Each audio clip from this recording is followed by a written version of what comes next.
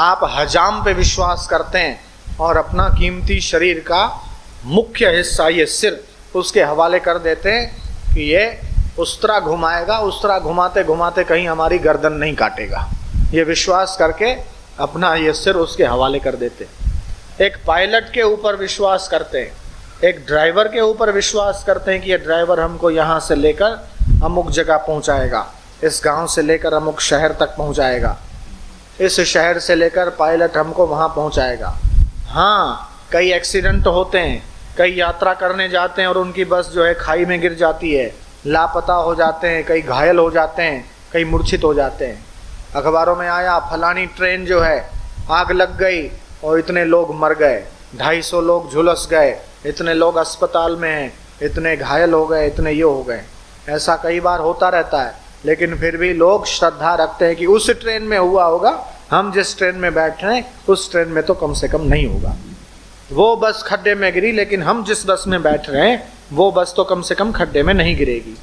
अमुक plane crush हो गया और समुद्र में मिल गया और लगभग 350 यात्री गुम हो गए, उनका कुछ पता ही नहीं है, लेकिन कम से कम हम जिस हवाई जहाज में बैठ रहे हैं उस हवाई जहाज में तो ऐसा नहीं होगा। ऐसी श्रद्धा करके हम बैठते हैं। तो जब एक जगह से दूसरी जगह पहुंचना होता है तो उस साधन पर या उस साधन को चलाने वाले के ऊपर या इस प्रकृति के ऊपर विश्वास करके हमें चलना पड़ता है। तो जो गुरु या जो संत या जो फकीर या जो महापुरुष या जो भगवान का ध्यान हमें इस संसार में से पारलौकिक दुनिया का अनुभव करा दे और नश्वर दुनिया में से शाश्वत दुनिया का संगीत सुना दे, उस भगवान पर या उस भगवत प्राप्त महापुरुष पर विश्वास किए बिना कैसे गाड़ी चल सकती। कौन्तेय प्रति जानी ही न में भक्त प्रणश्यति है। कुंती नंदन, ये तू ठीक ढंग से समझ ले कि जो मेरा भक्त है उसका पतन नहीं हो सकता,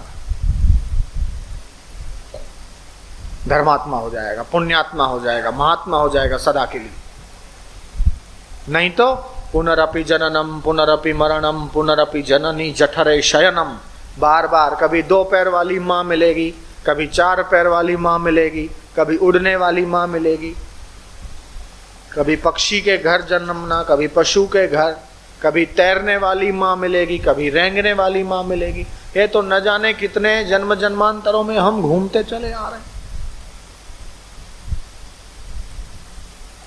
एक बार तन से प्राण निकल गया और तुम्हारे बच्चे और परिवार और पौत्र ये बड़े हो गए, तुम्हारा शरीर छूट गया और तुमने किसी मनुष्य शरीर में जन्म धारण कर लिया और तुमको पूर्व जन्म की स्मृति बनी रही और तुम अपने पूर्व जन्म के घर जाओगे और कहोगे कि अरे तुम तो सब मेरी बहुएं हो, तुम मेरे पोते हो, तुम मेरे ये हो, तो वो क्या करेंगे? घुसने देंगे?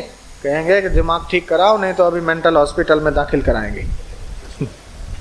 जयराम जी की तो ये है। तो ये शरीर में से प्राण निकलता है तो इस शरीर के जो भी रिश्तेदार हैं, ये हैं, वो हैं, वो सब के साथ तो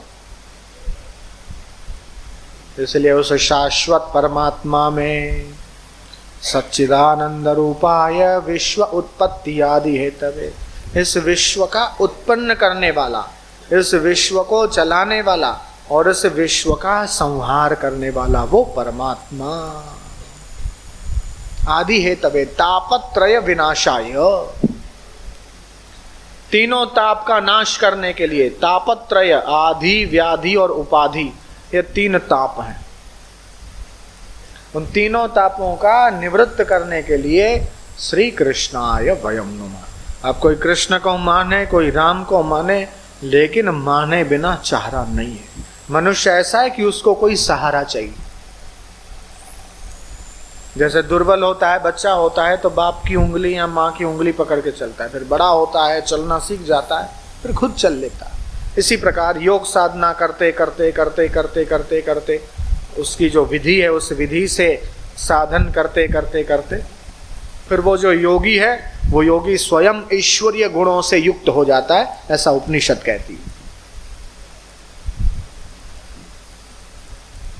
फिर वो योगी स्वयं ईश्वर रूप में अभिषिक्त हो जाता है और ऐसी सामर्थ्य और ऐसी शक्ति उसे प्राप्त हो जाती है कि वो योगी चाहे तो अपनी नई सृष्टियां बना सकता, अपनी नई सृष्टियां, अलग सूरज उसका, अलग चंद्रमा, अलग सितारे, अलग पक्षी, यहां तक कि जैसा इधर सब दिख रहा है वैसा का वैसी वो दूसरी नई सृष्टि भी बना सकता है। ऐसा भी शास्त्र में वर्णन आता है। इतना भारी सामर्थ्य मनुष्य के पास।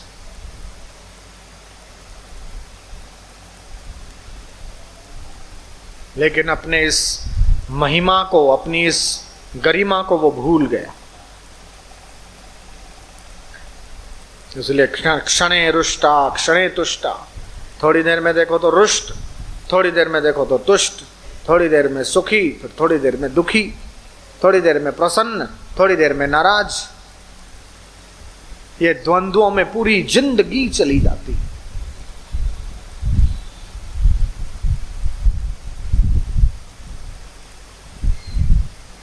तो उन द्वंद्वातीत महापुरुषों के संग में हम द्वंद्वातीत होने लगते हैं और वैकुंठ के सुख की दिव्य अनुभूति सहज में हो जाती।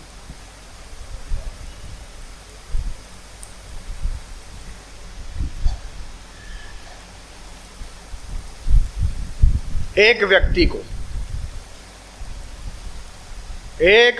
को इस भूमंडल का राज्य मिल जाए,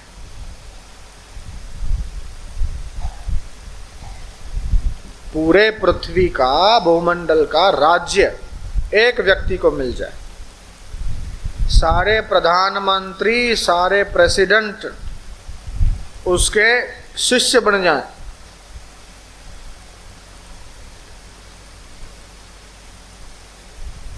द्वीप और उपद्वीप,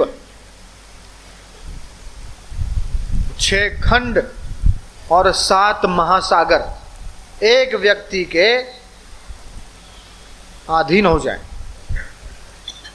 लेकिन फिर भी जब तक उसकी तृष्णा नहीं मिटी तब तक वो सुखी नहीं हो सकता।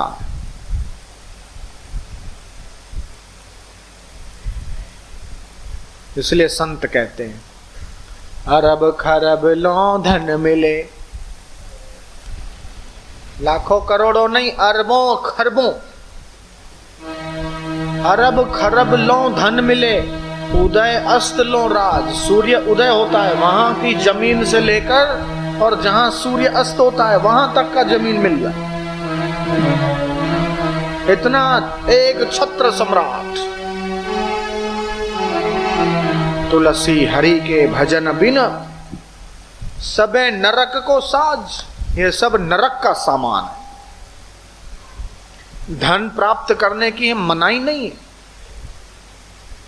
वैभव की मनाही नहीं है, ऐश्वर्य की मनाही नहीं है, लेकिन ऐश्वर्य हो, धन हो, सत्ता हो, अच्छे लोग अगर सत्ता में नहीं जाएंगे तो बुरे लोग जाएंगे। तो साधकों को, भक्तों को सत्ता में जाना चाहिए, उसकी मनाही नहीं करते।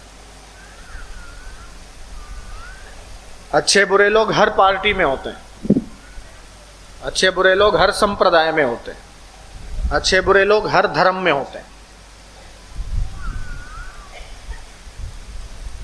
यह नहीं कह सकते कि अमुक पार्टी बुरी है या अमुक पार्टी अच्छे, सब में मिक्स लोग रहते हैं। अच्छे बुरे हर पार्टी में, हर संप्रदाय में, हर वर्ण में होते हैं। ऐश्वर्य तो हो, धन तो हो, लेकिन उसको, धन को सिर्फ अपने ही काम में लाना, उसका भोग करना नहीं। और धन की 3 गतियां होती है, एक है भोग, दूसरा है संग्रह, तीसरा है नाश। चौथी गति कोई होती हो तो बताओ।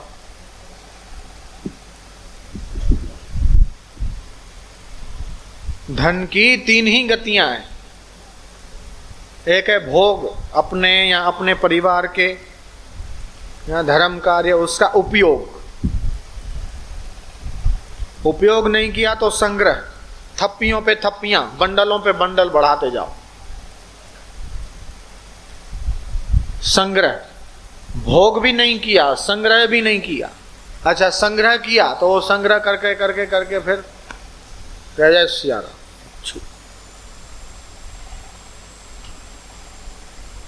कई नेताओं के स्विस बैंकों में, विदेशी बैंकों में करोड़ों करोड़ों अरबों अरबों रुपए पड़े हैं वहीं के वहीं छूट गए।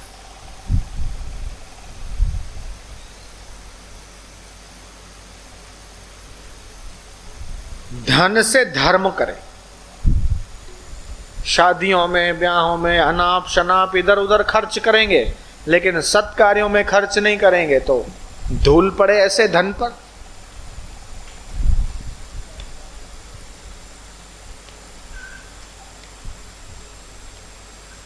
धन है धर्म के लिए, धर्म करेंगे तो धन बढ़ेगा, धर्म बढ़ेगा तो धन बढ़ेगा, फिर बढ़े हुए धन से धर्म करे तो और धन बढ़ेगा, ऐसे उन्नति होती चली जाएगी। आप देख सकते हैं पिछले 100 साल में, आप ये 100-150 साल में किसी भी परिवार को ले लो, जिनके पिताजी या जिनके दादाजी या जिनके परदादाजी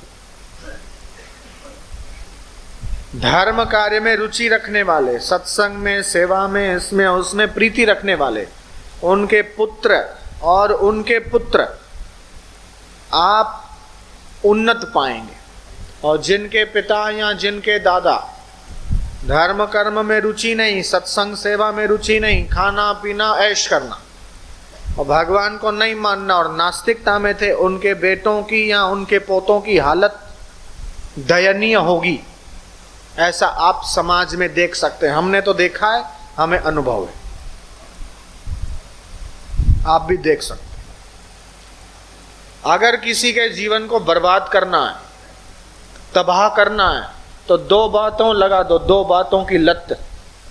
एक तो कुसंग लगा दो और दूसरा गलत आहार विहार सिखा दो और संतों की निंदा, भगवान की निंदा सिखा दो उसे। संतों की निंदा या भगवान की निंदा करना सिखा दो, गलत आहार विहार और कुसंग में लगना सिखा दो, और उसका सत्यानाश हो जाए।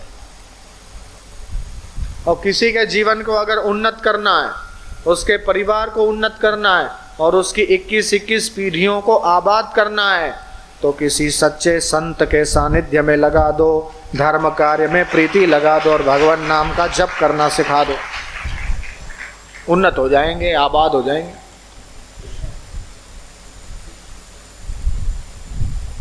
हरि गुरु निंदा सुनहि जे काना, होवहीं पाप गौ घात समाना। अरे फलाने संत ऐसे हैं, फलाने संत ऐसे हैं। अरे जो हो, सिया राम मैं सब जग जानी, कराऊं प्रणाम जोरी जुग पानी। आपके पास समय कैसे मिलता है दूसरों की निंदा करने का? एक संत का बहुत अच्छा नियम था, उनके आगे कोई किसी की निंदा करता तो वो कह देते, भाई साहब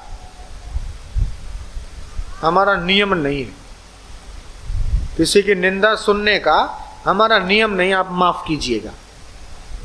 संतों ने, भक्तों ने, लालजी महाराज जैसे संत, उन्होंने मुझे बताया कि फलाना आदमी आके मुझे किसी के बारे में ऐसा वैसा सुना रहा था। मैंने कहा था दूसरी बात करो, नहीं तो चले जा।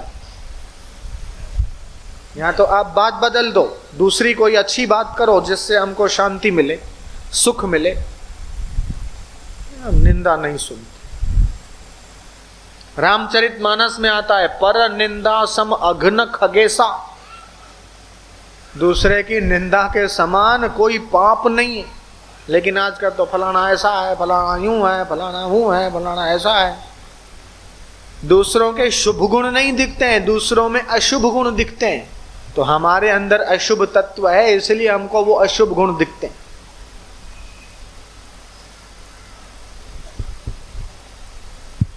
जब परमात्मा के सिवा था ही नहीं, परमात्मा के सिवा कुछ है ही नहीं, परमात्मा के सिवा कुछ हो सकता ही नहीं। आपकी वृत्ति और आपकी नजरिया तो ऐसी हो कि बुरे में बुरे व्यक्ति भी आपके सामने आ जाए तो भी आप उसमें से अच्छाई ले लो। अच्छाई लेते लेते लेते लेते आप अच्छे बन जाओगे और दूसरों की बुराई और दूसरों के नुक्स देखते देखते आप बुरे हो जाओगे। तो बुरे क्यों बनना, अच्छे बनो।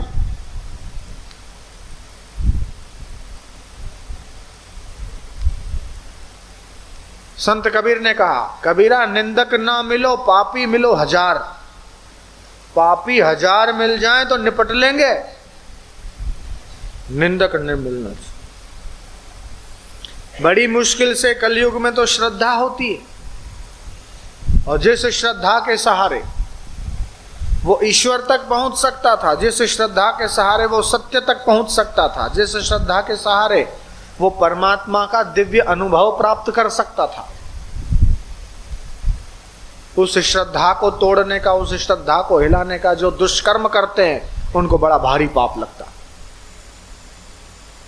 तो कबीरा निंदक ना मिलो, पापी मिलो 1000 पापी मिल जाए, एक निंदक के माथे पर लाख पापिन को भार। एक निंदक के ऊपर लाख पापियों का भार है, लाख पापियों, इतना भारी पाप।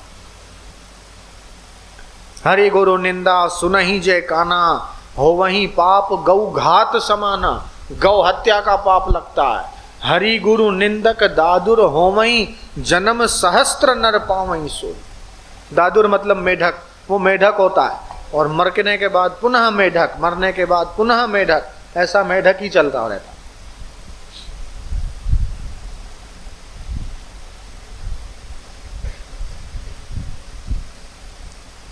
कृष्ण कहते ईश्वर सर्वभूतानां हृदय से अर्जुन तिष्ठति। ईश्वर तो सबके प्राणी मात्र के हृदय में बसा है। तो प्राणी मात्र में हम ईश्वर नहीं देखते, ये ऐसा है, वो ऐसा है, फलाना ऐसा है, फलाना यूं है।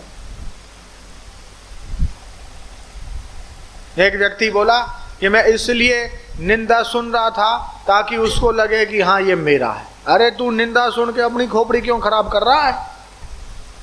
जयराम जी की तो बुराई को प्रोत्साहन देना,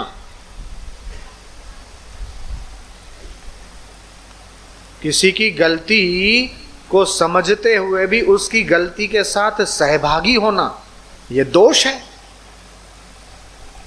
नहीं। तो आप ये संकल्प करो, व्रत करो, भद्रम कर्णे भी शृणुयाम देवाः। वेद का मंत्र कहता है भद्रम, भद्रम मतलब कल्याणकारक, कर्णे भी शृणुयाम देवाः। देवताओं के दिव्य भद्रम कल्याणकारक वचनों को सुनने वाले हमारे कान हो। भद्रम पश्येमा, कल्याणकारक दर्शन करें। शबीर्य जत्राः स्थिरैरंगैः, हमारे जो अंग प्रत्यंग हैं वो स्थिर रहें, चंचल नहीं। भिवृक्षेमहि देवहितम यदायुः, हमारा जीवन दिव्य बने।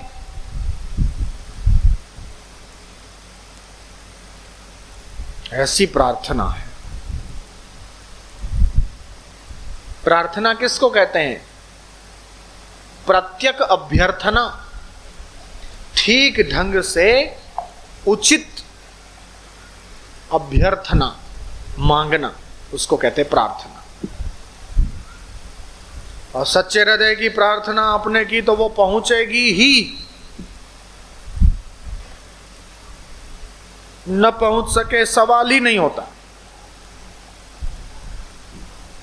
शांत चित्त बैठ गए प्रभात के समय, ब्रह्म मुहूर्त, शाम को, जब भी मुसीबत आए उस दिव्य शक्ति के प्रति, परमात्मा के प्रति अपने मन को, अपनी बुद्धि को सुनियोजित कीजिए,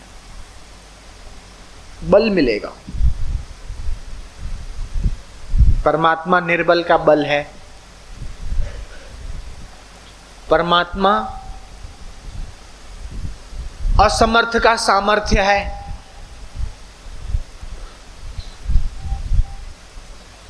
मंगलों का मूल है, करुणा वरुणालय है, अहेतु की।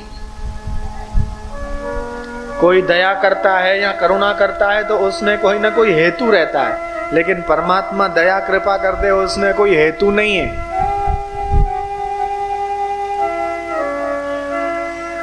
बिना हेतु के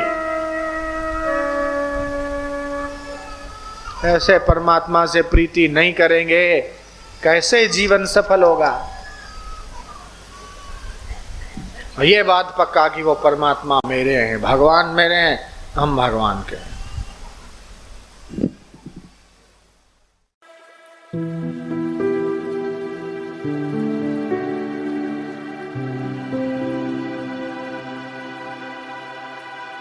Thank you.